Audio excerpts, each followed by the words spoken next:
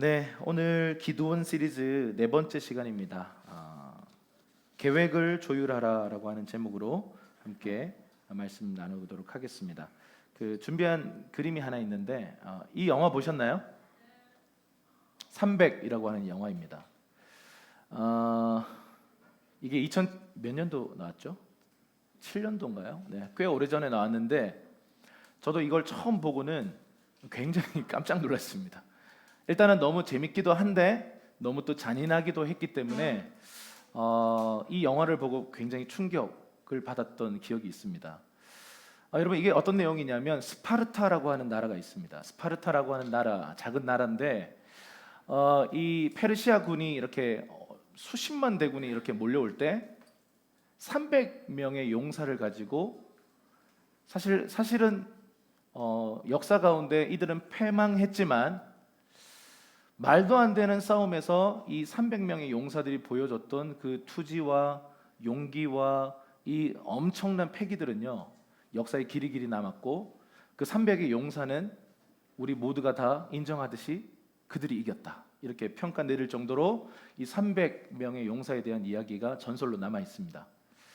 여러분, 말도 안 되죠. 영화 보면 아시겠지만 엄청난 이 대군들이 몰려오는데, 물론 이제 좁은 지형을 이용해서 거기에서 이제 300명이 엄청난 그 승리를 거두는데, 결국은 그 숫자의 열세를 이기지 못해서 물량 공세를 막 밀어붙여서 결국은 300명이 모두가 몰살을 당합니다.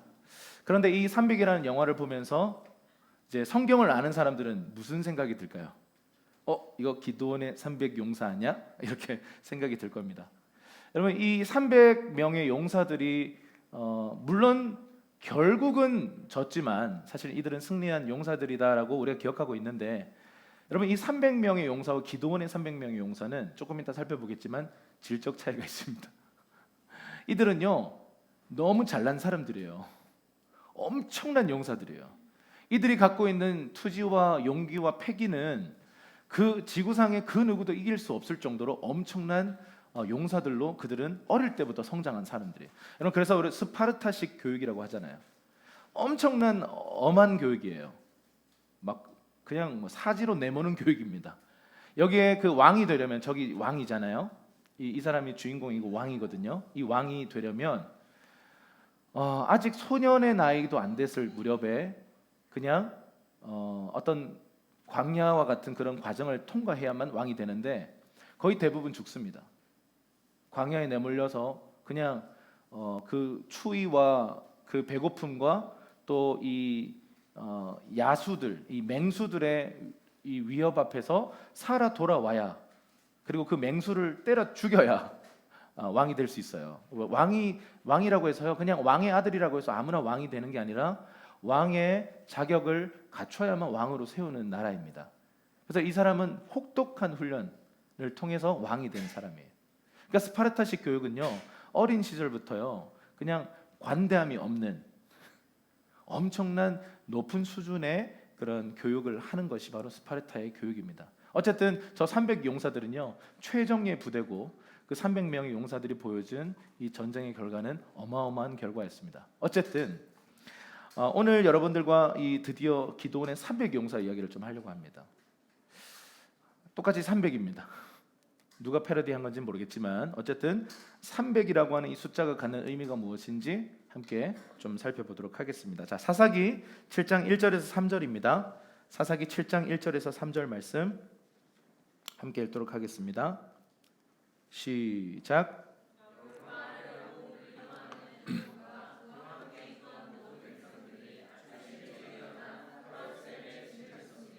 미디안의 막사는 그들의 북쪽, 여호와께서 기드온에게 말씀하셨습니다. 내가 너와 함께하고 있는 백성들의 손에 미디안 사람들을 넘겨주려고 하는데 백성이 너무 많다. 이스라엘이 내가 아닌 자기 스스로를 자랑하며 내 손이 나를 구원하였다고 말하지 않게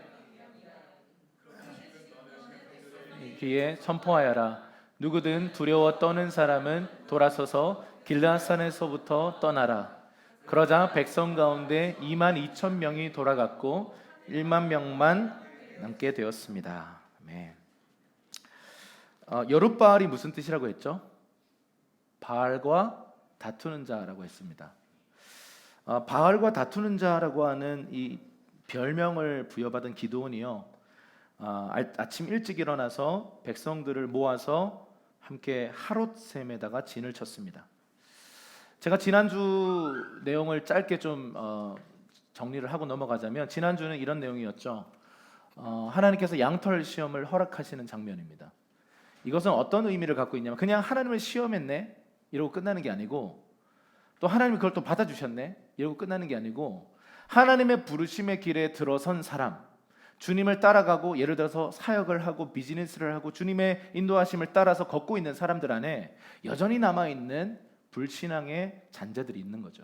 불안의 잔재가 있고 두려움의 잔재가 있는데, 그걸 그냥 대부분 사람들은 덮어두고 그냥 지나가요.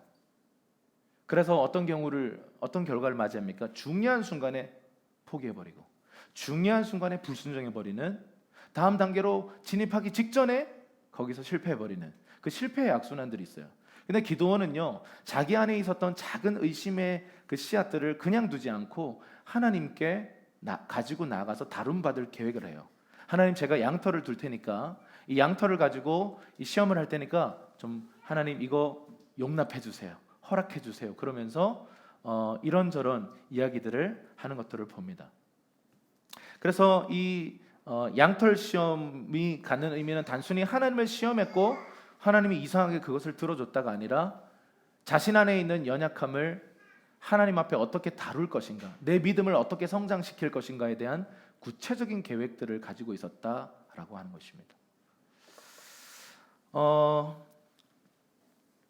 이 기드온이 이제 하나님 앞에 여러 가지 계획들을 하면서 전쟁에 대한 계획도 했고, 자기 자신 안에 있는 믿음이 연약한 것들을 어떻게 다룰지에 대한 계획도 했어요. 그래서 전쟁에 대한 계획을 해서 오늘 보니까 몇 명 정도가 모였다고 돼 있죠? 32,000명이 기드온과 함께 싸우기 위해서 정렬했어요.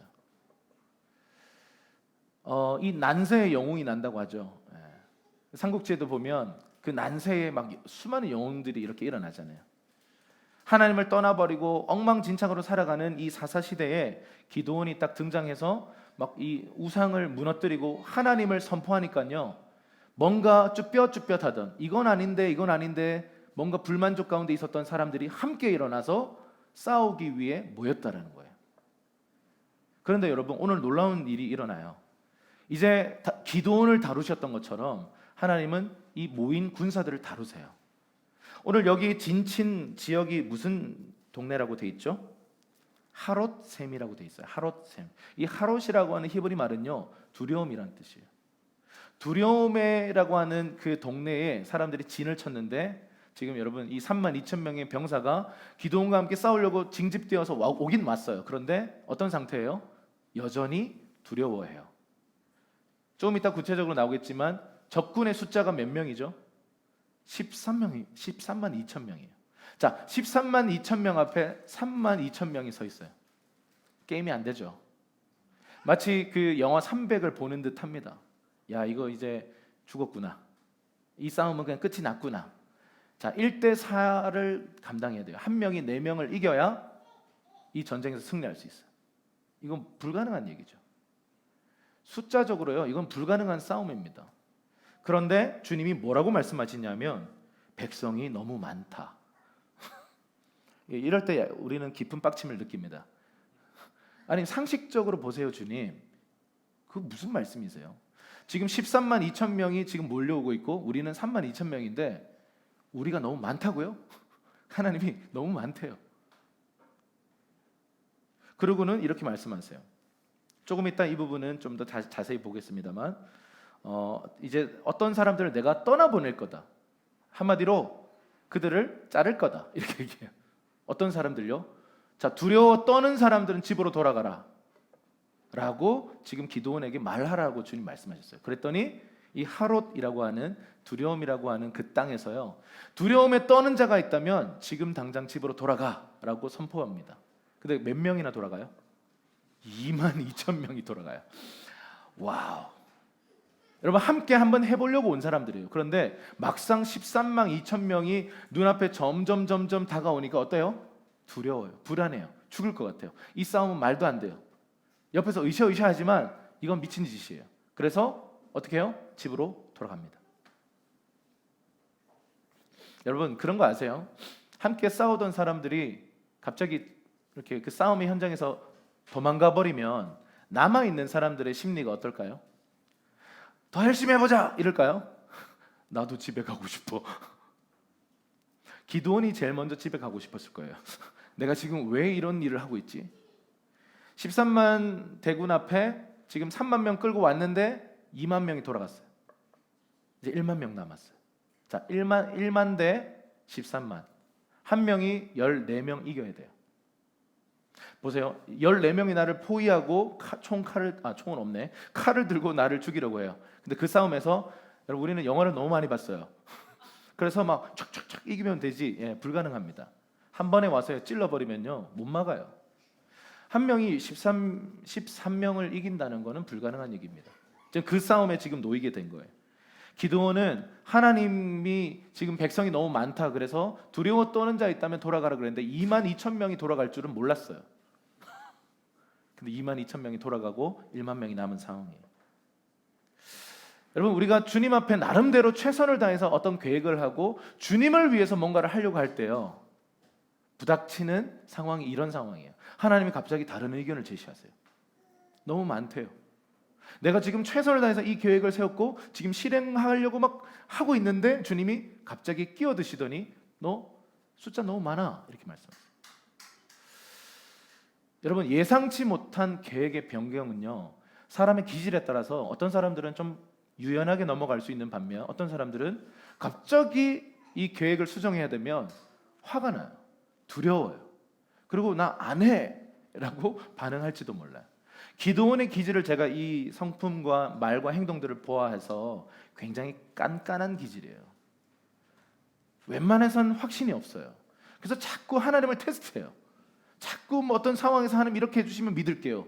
계속 하나님 앞에 시험하는 사람이에요. 의심 많은 도마 같아요. 나 손으로 만져보지 않으면 나 못 믿겠어요.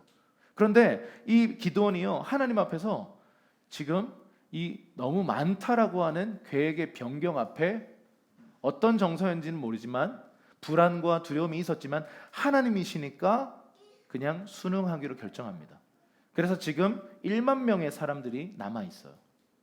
자, 여러분 이와 비슷한 일이 사도행전에 나타나요. 한번 읽어볼게요. 사도행전 16장 6절에서 7절 그리고 9절에서 10절 이렇게 한번 볼게요. 함께 보겠습니다. 시작. 바울과 그 일행은 부르기아와 갈라디아 지방을 거쳐 무시아 지방 가까이 이르러 비두니아로 들어가려고 했습니다. 그러나 예수의 영이 허락하지 않으셨습니다. 9절. 한밤중에 바울은 마케도니아 사람이 서서 마케도니아로 와서 우리를 도와주시오라고 간청하는 환상을 보았습니다. 바울이 이 환상을 본 후에 우리는 그들에게 복음을 전파하기 위해 하나님께서 부르셨다고 확신하고 즉시 마케도니아로 떠날 준비를 했습니다. 사도 바울과 그 복음 전파 선교팀이요 아시아를 향해서 복음 전파하기 위해서 모든 계획과 전략을 다 오랫동안 준비했어요. 그리고 이제 실행하기 직전입니다. 그런데 갑자기 어떤 이야기를 하죠? 성령께서 아시아로 가는 것을 막으셨대요. 근데 바울 일행은요 그동안 준비해왔던 이 모든 것들을 여러분 이걸 어떻게 단숨에 포기합니까? 그래서 계속 진행을 했습니다. 그런데 그 7절 하반절에 보니까 이런 표현이 있어요. 그러나 예수의 영이 어떻게 했다고요? 허락하지 않으셨대요. 여러분 지금 좋은 일을 하려고 하는 겁니다. 선교하려고 하는 겁니다. 복음 전파하려고 하는 건데 성령이 막으신다는 거죠. 여러분 우리가 이거 좋은 일 아닙니까? 이거 하나님의 뜻 아닌가요? 생명 살리는 일 아닌가요? 그러나 어떤 경우는요 하나님 그 일을 막으세요. 하나님이 플랜을 갖고 계세요. 하나님이 우리 인생을 향한, 우리 사역을 향한, 우리 일을 향한, 우리 비즈니스를 향한 계획을 갖고 계세요. 아멘이십니까? 근데 우리는요 우리 계획을 때로는 하나님께 고집하는 경향이 있습니다. 그러면 주님은 어떻게 하세요? 이걸 막으세요. 환경을 닫아버리고 어떤 문제가 일어나게 하고 이거 아닌가? 라고 생각될 정도의 일들을 주님 허락하십니다.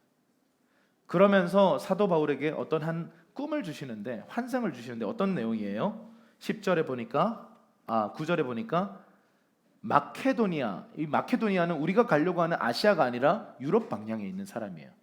유럽에서 건너와서 우리를 도와주시오라고 간청하는 환상을 봤대요. 여러분, 이거 보고 나서 하나님이 주시는 이 계시를 딱 붙들고 나서 사도 바울은요 10절에 보세요. 그냥 쿨하게 자기들이 세웠던 모든 계획들 다 던져버리고 마케도니아로 떠날 준비를 시작하는 거죠. 여러분, 이게 바로 참된 계획이에요. 우리가 하나님 앞에요 아무것도 하지 않으면, 아무런 계획하지 않고 아무런 실행하지 않으면 아무 일이 일어나지 않는다라고 지난주 말씀드렸어요. 그런데 아무렇게나 계획해서는 안 돼요. 우리의 계획을 가지고 하나님께 컨펌을 받아야 돼요. 그런데 때로는 컨펌 받은 줄 알고 가고 있다가 갑자기 주님이 끼어드셔가지고 사람이 너무 많다라고 말씀하시는 경우들이 있다라는 거죠. 기드온에게 32,000이라고 큰일 났다, 32,000밖에 없네. 그런데 갑자기 너무 많다. 그러더니 1만 명으로 축소시키는 하나님이세요. 뭔가 그분에게는 계획이 있으세요. 뭔가 나는 모르는, 나와는 생각이 전혀 다른 어떤 하나님의 기준이 있어서 하나님의 기준에 지금 이 32,000명이 많다는 거죠. 자, 그 하나님의 숨겨진 그 기준, 하나님의 의도가 뭔지를 계속 한번 좀 파악해 보십시다. 이 사사기 7장 4절부터 8절까지 우리 함께 한 목소리로 읽도록 하겠습니다. 시작. 그러나 여호와께서 기드온에게 말씀하셨습니다. 아직도 사람이 너무 많다. 그들을 물가로 데리고 가거라. 그러면 거기에서 너를 대신해 내가 그들을 시험하겠다. 내가 이 사람은 너와 함께 갈 것이다 라고 내게 말하면 그가 너와 함께 갈 것이요, 내가 이 사람은 너와 함께 가지 않을 것이다 라고 내게 말하는 사람은 가지 않을 것이다. 그리하여 기드온은 사람들을 데리고 물가로 내려갔습니다. 여호와께서 기드온에게 말씀하셨습니다. 개처럼 물을 혀로 핥아먹는 사람과 물을 마시기 위해 무릎을 꿇고 엎드리는 사람 모두를 따로 세워라. 그러자 손에 입을 대고 핥아먹는 사람의 수가 300명이었습니다. 그 나머지 사람들은 물을 마시기 위해 무릎을 꿇고 엎드렸습니다. 여호와께서 기드온에게 말씀하셨습니다. 물을 핥아먹는 사람 300명으로 내가 너희를 구원하고 미디안 사람들을 내 손에 넘겨주겠다. 다른 모든 백성들은 각각 자기가 사는 곳으로 돌려보내라. 그리하여 기드온은 300명만 남고 다른 모든 이스라엘 사람들은 각각 자기의 집으로 돌려보냈습니다. 그들은 돌아간 백성들의 식량과 나팔을 손에 들었습니다. 미디안 군대는 기드온이 있는 평원 아래쪽에 있었습니다. 여러분, 1만 명, 32,000명 중에 1만 명만 남겨놓으시더니 이 1만 명을 보고도 여전히 많다 이렇게 말씀하세요. 아직도 사람이 너무 많다. 여러분, 입장을 바꿔서 여러분이 기드온이라고 생각해 보세요. 지금 숫자적으로 열세하고 어떻게든 사람을 많이 끌어모으고 싶었던 기드온이었어요. 근데 3만 명밖에 못 모았는데 1만 명으로 다 그냥 추려버리시더니 주님이 다시 말씀하시기를 아직도 너무 많다.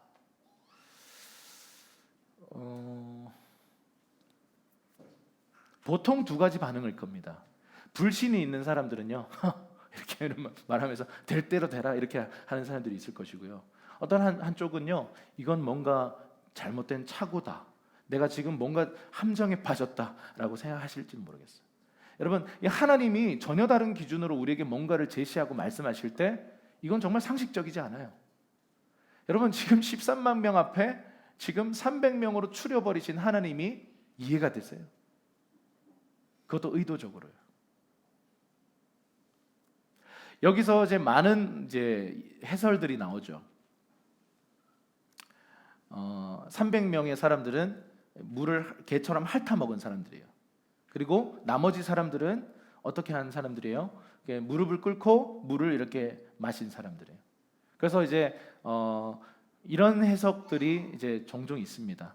이렇게 서서 경계를 하면서 언제든지 싸울 준비가 되어서 이걸 이렇게 물을 떠먹은 사람을 주님은 선택하셨다라고 합니다. 그래서 이러한 해석들이 꽤 많이 있었어요. 그래서 이제 항상 깨어 있어야 되고 이렇게 적용을 하고 항상 싸울 준비가 되어 있어야 합니다, 여러분. 그리고 많은 분들이 또 은혜를 받았어요. 그런데 사실은요, 여기에 어떤 중요한 키워드가 되는 단어가 있는데 여기 4절에 한번 보시면요, 이런 말씀이 있죠. 아직도 사람이 너무 많다. 그들을 물가로 데리고 가거라. 그러면 거기에서 너를 대신에 내가 그들을 어떻게 하겠다? 시험하겠다. 요 시험한다라고 하는 요 단어가 가진 뜻이요, 여러 뜻이 있는데 시험한다라고 하는 이 주도적인 뜻과 함께 사실은 구별하다라는 뜻을 가지고 있어요. 그냥 구별짓다, 그냥 구분을 지을 것이다, 이렇게 말씀을 한 건데, 사실은 이제 이 성경을 번역한 사람이 이 해석에 대한 지지를 가졌겠죠. 그래서 시험하다라고 지금 번역을 해놓은 겁니다. 근데 사실은요, 다른 곳에 쭉 보면 연단하다, 시험하다 이렇게 많이 쓰여지기는 했어요. 그런데 지금 전체 맥락에서 보면 정말 이게 실제로 뭔가 이렇게 깨어서 잘 준비해서 언제든 싸울 준비가 되었을 때 된 상태로 먹은 사람들을 선택하셨을까? 왜냐하면 여러분, 앞에서 두려워 떠는 사람을 돌려보냈기 때문에 뭔가 이 맥락에서 보면 300명에게 선택된 사람들도 대단한 사람들일 것이다라고 하는 그런 맥락적인 이해가 우리 안에 있어요. 그래서 최정예 용사들만 모으셨구나 라고 우리가 자연스럽게 이렇게 해석할 수 있습니다. 그런데 사실은 그보다 더 설득력 있는 해석은 뭐냐면요, 아무 의미 없다예요. 그냥 300명 더 적은 숫자를 주님이 선택하셨다라는 거예요. 단순히 구분 지은 것이다라는 거죠. 뭔가 이렇게 엎드려서 물을 마신 사람이 뭔가 잘못한 것 같고, 여러분, 경계를 하는 것은요, 보초병들이 하는 거예요. 밥 먹으면서도 막 이렇게 먹는 전쟁에, 물론 전쟁 중이라면 좀 다르겠지만 전쟁 중에는 못 먹죠. 여러분, 막 밥 먹을 때 막 아무리 전쟁 중이라고 해도 막 이러면서 막 경계하면서 이게 먹으면 이렇게 병원에 데리고 가야 되죠. 보초병들을 신뢰하고 먹어야죠. 그런데 지금 그런 해석들은요, 조금 지나친 해석이다라고 말씀드릴 수 있습니다. 물론 여러분들 중에 그렇게 해석하고 적용하신 분들이 있다면 그렇게 그 부분에 대해서는 존중합니다. 그런데 사실은요, 전체 맥락에서 하나님이 정말 말씀하고 싶은 건 뭐냐면 이 싸움은 숫자에 있지 않다는 거예요. 주님께서요, 이 300을 선택하신 이유는 단 하나예요. 작은 숫자이기 때문에. 작은 숫자, 여러분, 실제로 개처럼 핥아 먹는 것과 무릎을 꿇고 먹는 것 중에 무엇이 더 고상할까요? 개처럼 핥아 먹는 것이 더 고상할까요? 오히려 개처럼 핥아 먹는 것이 더 뭔가 모자란 사람들이라고 해석할 수 있습니다. 어떻게 보면요, 이 300 용사들은 더 모자란 사람들이에요. 더 오합지졸이에요. 뭔가 좀 사람이 왜 짐승처럼 그렇게 핥아 먹을까요? 여러분, 어떻게 하는 거죠? 보통 물을 어떻게 마시십니까? 컵이 없었나요? 이렇게 질문하지 마십시오. 지금 고대 사회고 전쟁 중입니다. 여러분, 이게 개처럼 핥아 먹었다라고 하는, 여러분, 개 같다라고 하는 이 표현은요, 물론 개가 좋은 부분이 있습니다. 충성스럽습니다. 한결같습니다. 근데 여러분, 아무리 개에게 장점이 있으면 누군가가 여러분에게 개 같구나 이렇게 말하면 그것은 칭찬이 아니라 욕이죠. 여러분, 개처럼 핥아 먹었다라고 하는 이 표현이 그들이 더 대단한 사람이었다, 더 탁월한 사람이었다라고 말해주지 않습니다. 그래서 여러분, 뭔가 더 탁월하기 때문에 선택했다라고 하는 이 해석은 저는 좀 동의하지 않습니다. 어쨌든 하나님은 작은 300명의 이 그룹들을 선택하셨고, 그들은 어떻게 보면 더 모자란 오합지졸 같은 사람들이었습니다. 이 300명만 남겨놓고 모든 사람들을 집으로 다 돌려보냅니다. 여기 복선이 나오는데요, 그 돌아간 사람들이 뭔가를 놓고 갔는데 뭘 놓고 가요? 그들이 먹을 식량과 나팔을 놓고 갔다는 거죠. 근데 이게 나중에 엄청난 도구가 됩니다. 그건 다음 시간에 보도록 하고요. 우리 하나님은요, 이걸로 뭐 하지? 이 숫자로 뭐 하지? 이 도구로 무슨 싸움을 하지? 이건 말도 안 돼라고 하는, 사람이 할 수 없어라고 하는 그 모든 것을 뒤집으시는 하나님이십니다.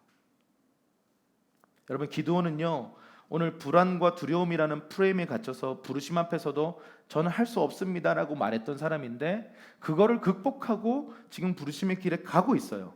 그 안에서 최선의 계획을 나름대로 세웠는데 하나님 오셔서 막 뒤집으시는 거예요. 이해할 수 없어요. 그리고는 이해할 수 없는 계획을 설명하세요. 300명을 주님은 선택하시는 거죠. 여러분 생각해 보세요. 32,000명에서 300명은 1%예요. 1%. 전체 100%에서 1%만 남겨놓고 99%를 다 돌려보냅니다. 하나님 왜 이러시는 걸까요? 여러분, 하나님 어떤 분이신지에 대해서 성경 구절에 좀 나와 있는 부분이 있는데 한번 좀 세 군데 한번 좀 살펴보겠습니다. 사무엘상 14장 6절입니다. 우리 큰 목소리로 시작. 요나단이 자기 무기를 들고 있는 부하 청년에게 말했습니다. 이리 와서 저 할례 받지 않은 사람들의 부대에게로 가자. 여호와께서 도우시면 우리는 승리할 수 있다. 다 같이. 여호와의 구원은 사람의 많고 적은 것에 달려 있는 것이 아니기 때문이다. 예, 하나님의 구원은요, 사람의 많고 적음에 달려 있지 않다라고 성경은 선포하고 있어요. 자, 17장에도 이와 같은 내용이 있는데 우리 같이 읽어볼게요. 47절입니다. 시작. 또한 여호와께서는 칼이나 창으로 구원하지 않으신다는 것을 여기 모인 사람들이 다 알게 될 것이다. 전쟁은 여호와께 속한 것이니 그분이 너희 모두를 우리 손에 넘겨주실 것이다. 여러분, 하나님 앞에서 싸우는 이 싸움은요, 세상의 방식, 칼이나 창으로 하지 않는다는 거죠. 전쟁은 누구에게 속해 있어요? 하나님께 속해 있습니다. 여러분, 인생의 지혜를 깨달은 많은 분들이 이런 얘기를 해요. 내 뜻대로 되는 게 하나도 없다. 한 중년 정도 됐을 때 많은 분들이 고백하는 겁니다. 내가 참 애를 썼는데 내 뜻대로 되는 게 하나도 없더라. 여러분, 이런 말씀이 잠언에 기록되어 있죠. 사람이 계획하는 인생이라 할지라도 그 걸음을 인도하시는 분 누구예요? 하나님이세요. 우리가 계획을 해도요, 내 뜻대로 다 이루어질 수가 없어요. 그리고 그것이 과연 축복일까요? 내가 원하는 대로 다 이루어져요. 생각만 하면 다 이루어져요. 요술램프 지니가 나와가지고 내 인생을 다 도와줘요. 여러분, 그런 영화에도 보면 항상 위기에 빠지잖아요. 하나님은 요술램프 지니가 아니세요. 때로는 거절하세요. 때로는 아무 응답이 없으세요. 우리 인생을 향한 가장 최상의 것, 베스트를 준비하고 계시는 하나님이시기 때문에 내가 지금 구하는 것을 주시면 베스트의 인생을 살 수 없기 때문에 안 주시는 거죠. 우리는 이런 원망을 해요. 하나님 왜 안 주세요? 하나님 왜 이루어주지 않으세요? 왜 응답하지 않으세요? 라고 하나님께 때로는 항변하고 심한 경우는 대들어요. 이렇게도 얘기해요. 하나님 나한테 해준 게 뭐예요? 뭐 이렇게. 난 주일 성수했고 11조도 따박따박 하는데 하나님 내 인생에 뭘 해주셨나요? 화가 나니까 하는 말이겠죠. 여러분, 우리가 이 전제가 너무 잘못된 거예요. 이 전제는 뭐냐면 내가 최고의 계획을 갖고 있다라고 믿는 삶인 거죠. 여러분, 이것은요 어리석은 삶이에요. 우리가 우리 미래를 내다볼 수도 없고 우리의 본질을 꿰뚫을 수도 없는데 어떻게 최상의 계획을 잡겠습니까? 여러분, 최선의 계획은 하나님 손에 있는 줄 믿습니다. 그래서 때로는 이해되지 않는 걸 시키세요. 이해되지 않는 곳에 가라고 하세요. 이해되지 않는 그 일을 하라고 하세요. 왜요? 베스트를 주기 위해서요. 자, 계속 한번 읽어볼게요. 고린도전서 1장 27절입니다. 시작. 그러나 하나님께서는 지혜로운 사람들을 부끄럽게 하시려고 세상의 어리석은 것들을 택하셨고 강한 것들을 부끄럽게 하시려고 세상의 약한 것들을 택하셨습니다. 이게 하나님이 일하시는 방식이세요. 뭔가 대단하고 거창하고 막 엄청난 사람들을 통해서 하나님의 역사가 일어난다라고 생각했다면 그것은요 오산입니다. 잘못된 생각입니다. 하나님은 약한 자를 들어서 쓰시는 분이세요. 하나님은 정말 이 세상에 미련한 사람들을 일으키셔서요 세상에 나름대로 내가 지혜 있다라고 생각하는 사람들을 부끄럽게 하는 거예요. 세상에 교만한 사람들을 부끄럽게 하기 위해서요 겸손한 사람들을 일으켜서 그들을 세워버리시는 거죠.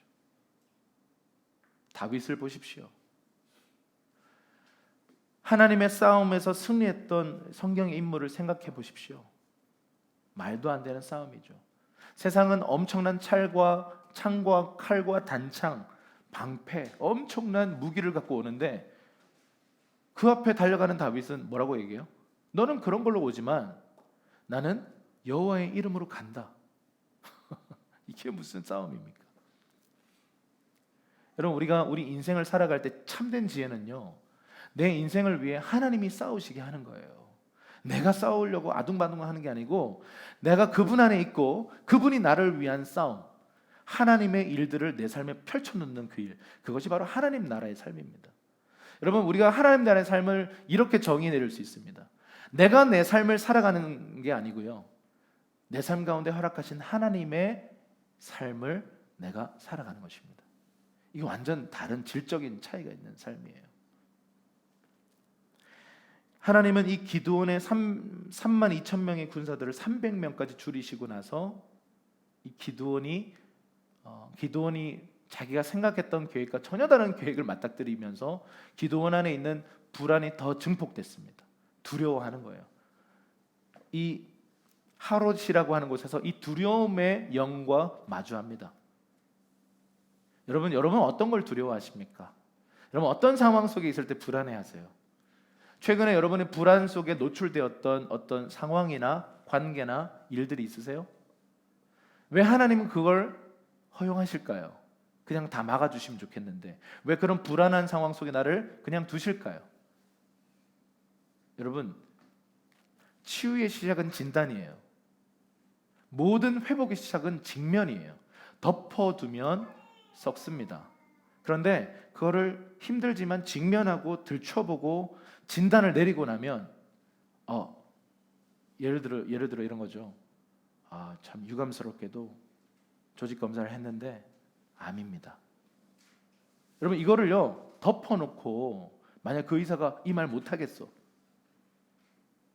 내가 어떻게 저 사람에게 암이라고 말할 수 있을까? 마음이 약해서 뭐 대충 치료하면 될 겁니다 라고 말했어요. 그러면요 이 삶에는, 이 환자의 삶은요 걷잡을 수 없을 정도로 파멸로 갈 것입니다. 진짜 좋은 의사가 어떤 사람이에요? 말하기 힘들어도, 그게 심지어 암 사기라 할지라도 유감스럽지만 암 사기입니다. 그때부터 이제 어떻게 치료해 가야 하는지에 대해서 낱낱이 얘기해 주는 게 좋은 의사지, 덮어두는 것은요 참된 의사가 아닌 거죠. 사랑도 이와 같아요. 사랑합니다 형제님 자매님 사랑해요 라고 말하면서 네 그냥 서로에게 예스만 한다면요, 그것은 참된 사랑이 아니에요. 사랑 안에서 진리를 말하라. 사랑 안에서 때로는 거절하고, 사랑 안에서 어떤 부분에 대해서는 이것이 싸움으로 간다 할지라도 어떤 부분들은 말해야 하는 그런 요소들이 우리의 삶에 있습니다. 여러분, 이 기드온이 맞닥뜨린 자신 안에 감춰졌던 두려움과 불안의 문제는 이 하롯이라는 곳에서 완전 다 들춰져요. 그리고는 13만 명의 대군 앞에 300명 달랑 모여있는, 그것도 오합지졸들이 모여있는 말도 안 되는 상황 속에 놓였어요. 여러분이라면 어떻게 하겠습니까? 도망가야죠. 믿음이고 뭐고 무슨 비전이고 뭐고 이건 아니야, 나부터 살자 그러면서 도망가지 않겠습니까? 그게 인간적인 생각입니다. 그런데 믿음의 삶은요 완전히 달라요. 하나님이 그렇다 하면 그런 거예요. 하나님이 예스 하시면 그건 그냥 최종적으로 예스인 거예요. 주님이 낭떠러지 앞에서 믿음으로 걸어라 그러면 길이 있는 거예요. 여러분, 폴링이라는 게임이 있어요. 옛날에 선교단체에서 저희들도 많이 했던 거예요. 폴링이라는 게임 이런 겁니다. 서로에 대한 신뢰가 잘 안 되는 사람들을 돕기 위한 거예요. 팀워크를 위한 게임인데 어떤 거냐면 이런 높은 곳에 올라가서요 이렇게 뒤로 해가지고 뒤에서 이제 한 3-4명의 형제들이 이렇게 받아줘요. 근데 뒤로 이렇게 눕는 거예요. 근데 어떤 대부분의 사람들은요 요 사람들을 신뢰를 못 해가지고 이렇게 하다가 그냥 누우면 되는데 오 이러면서 이렇게 자신의 삶을 맡기지 못해, 몸을 맡기지 못해요. 이게 사람을 잘 믿지 못하는 사람들은 아예 그냥 시도를 못합니다. 난 못해 이렇게 말합니다. 근데 어떤 사람들은요 너무 대담하게 준비 안 했는데 뛰어가지고 막 이 사람들 허리 막 나가게 만듭니다. 근데 왜 이런 차이가 있을까요? 누군가를 신뢰 못하는 사람들, 누군가를 신뢰했다가 뭔가 그 신뢰가 깨진 경험이 있는 사람들은요, 이 부분들에 큰 문제가 있는 것이죠. 여러분, 하나님과 동행할 때 항상 꽃길만 있지 않습니다. 주님과 동행하다 보면 사망의 음침한 골짜기가 내 눈앞을 막 막을 때가 있어요. 그때 우리 이런 생각이 들죠. 하나님 나한테 왜 이래? 어떤 사람들 하나님께 막 원망, 어떤 사람들 진짜 욕도 하더군요.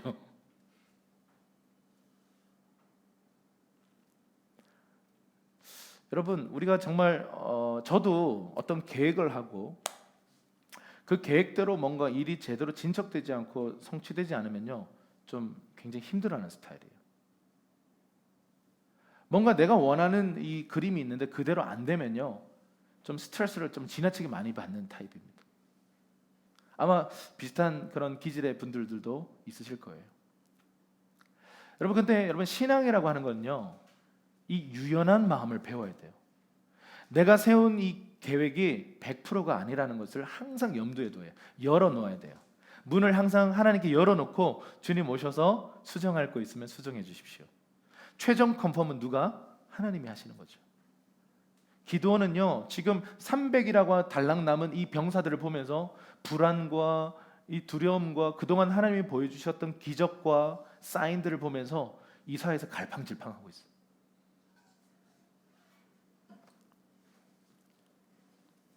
여러분, 최근에 느꼈던 그 불안의 상황과 환경들을 기억하십시오. 그래서 하나님이 여러분을 다루시는 그 수술대예요. 하나님 거기서 여러분을 다루고 계세요.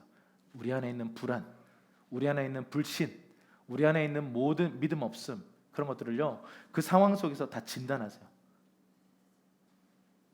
이거를 인정하는 데서부터 치유는 시작됩니다. 아, 예, 주님, 제 안에 의심이 있습니다. 제 안에 불안이 있습니다. 제 안에 사람을 믿지 못하는 마음이 있습니다. 결국은 나를 다 떠날 거야, 그런 생각에 시달리는 사람들이 있습니다. 누군가에게 가까이 가면 나를 싫어하게 될 거야. 내 연약한 모습을 보면 다 나를 거절할 거야. 여러분, 많은 사람들이 이런 깊은 무의식 중에 어떤 생각에 사로잡혀서요, 관계에 어려움들을 겪어요. 여러분, 사랑이라고 하는 거는요, 아파도 직진이거든요. 찔려도 직진하는 거예요. 찔리지만, 아프지만 그걸 넘어서는 게 사랑인데, 대부분은 살짝 찔리면 안녕 이러고 이렇게 헤어져 버려요. 여러분, 부부의 사랑을 생각해 보세요. 꽃길만 있습니까? 항상 좋기만 합니까? 절대 아니죠. 네. 그런 순간이 있습니다.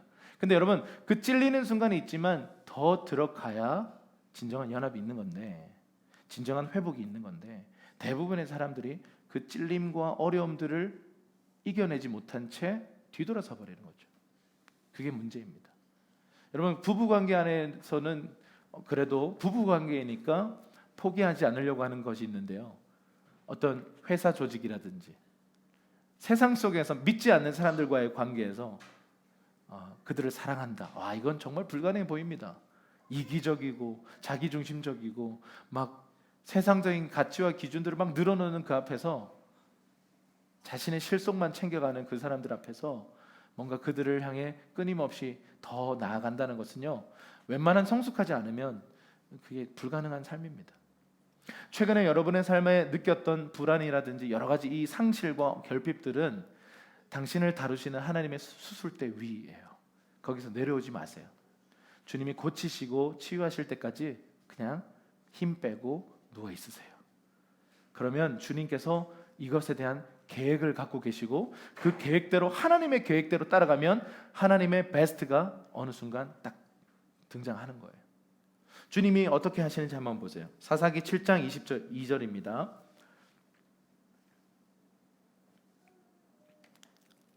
자, 사사기 7장 2절 말씀 함께 읽겠습니다. 시작. 여호와께서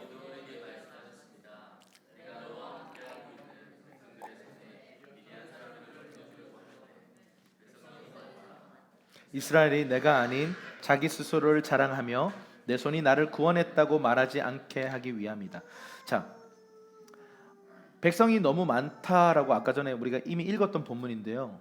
이제 초점을 그 뒤에 말에 한번 더 봅시다. 주님이 그렇게 말씀하신 진짜 이유는 여기 들어 있어요. 뭐예요? 내가 승리를 줄 거라는 거죠. 이건 결론이에요. 내가 가나안 땅을 너에게 줄 거라는 거예요. 그런데 문제는 네가 교만해질까 봐. 네 손으로 네가 이겼다라고 생각하게 될까 봐 너의 백성들을 다 흩어버렸다.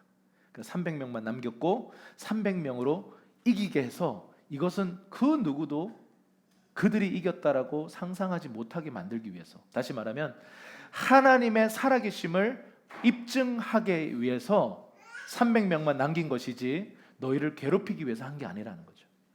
여러분, 하나님의 진짜 목적은요, 우리에게 승리를 주시는 거예요. 응답을 주고 싶어 하세요. 그런데 문제는 그 응답 받고 많은 사람들이 교만해지더라는 거예요. 그 승리를 경험한 후에 갑자기 등 따시고 배부르니까 이 사사기의 패턴대로 또 타락하더라는 거죠. 그거를 방지하기 위해서 주님이 계획을 잡으신 거예요. 하나님은 계획하시는 하나님이십니다. 그리고 그 세대와 그 사람을 향해서 가장 좋은 계획을 아시는 하나님이세요. 그래서 주님이 300명만 남겨놓고 다 흩어버린 겁니다. 자, 사사기 7장 9절에서 11절입니다.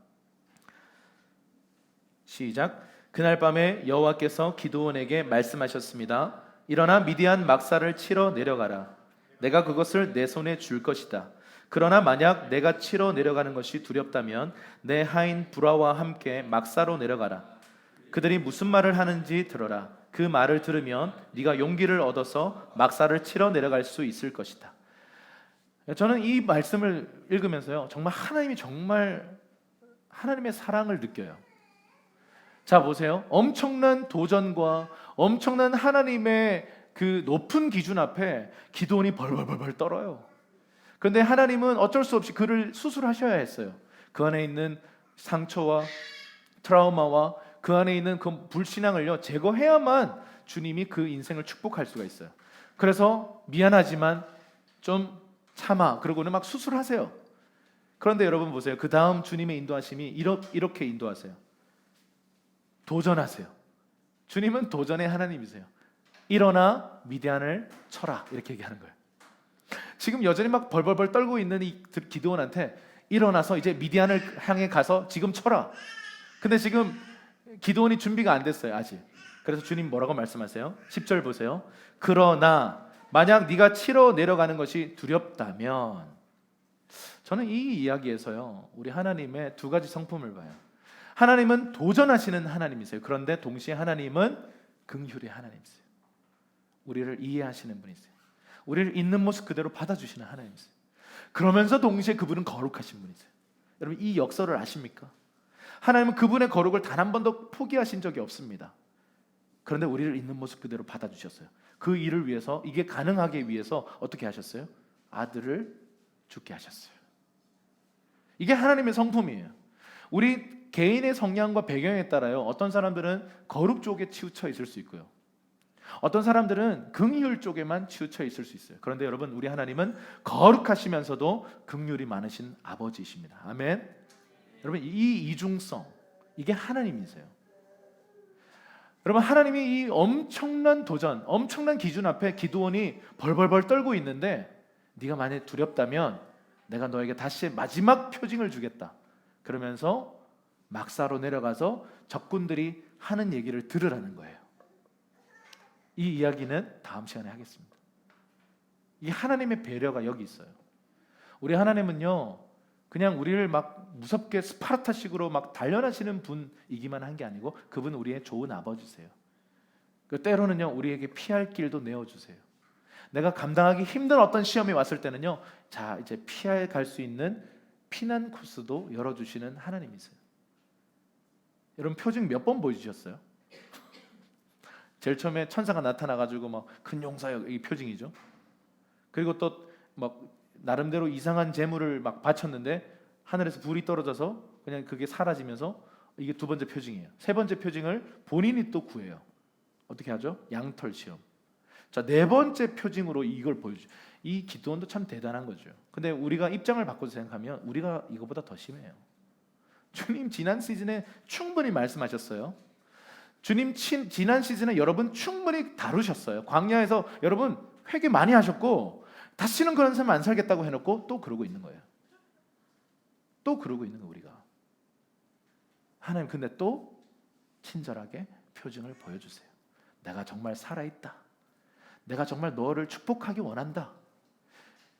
그러니 내가 하는 말을 들어라. 그런데 너무 힘들다면 내가 돌아갈 수 있는 길도 줄게. 이게 우리 하나님이십니다. 하나님 정말 좋으신 분이십니다. 아멘. 그분이 나의 하나님이신 줄 믿습니다. 말씀을 좀 마무리하겠습니다. 우리 하나님은요, 우리 있는 모습 그대로를 받아주시는 하나님이시고 용납하시는 분이십니다. 우리 한번 저를 따라서 얘기할까요? 나는 그리스도 안에서 용납받았습니다. 나는 그리스도 안에서 거룩으로 부르심 받았습니다. 이 두 가지가 함께 우리 존재를 향해 부르시고 계신 하나님의 음성인 것입니다.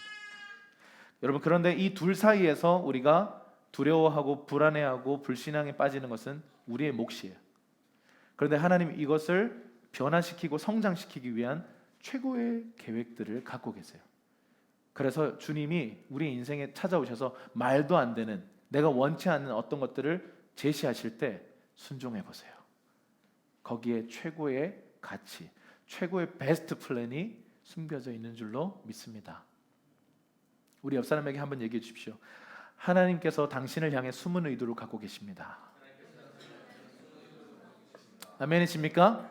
그래서 환경만 보고 평가하지 말고, 상황만 보고 결과만 보고 파악하지 말고, 하나님을 바라보고 그분의 말씀을 바라보고 또 그분의 성품을 신뢰하고 믿음으로 걸을 때 우리의 삶 안에 하나님의 놀라운 승리가 나타날 줄로 믿습니다.